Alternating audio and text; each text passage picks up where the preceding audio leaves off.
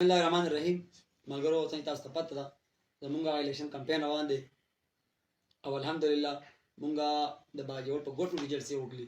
مونږ چې چرته ځو، مونږ که سلاردي ته ځو، مونږ که ماموندو ته ځو، مونږ که غرچمرکند ته ځو، او که مونږ غرچموزي ته ځو، که مونږ آرنبرنګ ته ځو، او که مونږ کمانګرې ته ځو. د ریحانځي چې کم درد دی، کم غږ دی، دا یوازې مونږ نیو دردولي ټول باجوړ نه، بلکې 1 کې دردولی. مونږ ته هر سړی وایي چې تاسو د الیکشن کمپین چې کوم دی دا جلسې دا سټاپ کړئ. تاسو یې قام ولاړ دی او قام چې چا څه ودرېږي د هغې په جیت کې بیا دومره مسله نه وي.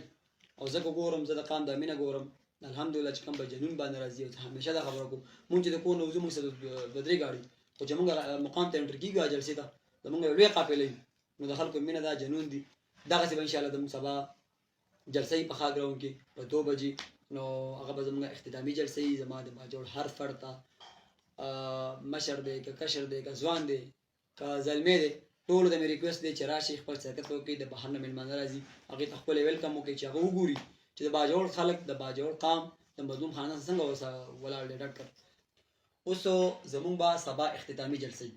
د هغې نه بعد انشاءالله مونږ خپل د جلسو چې کوم شیډول دی هغه سټاپ کوو.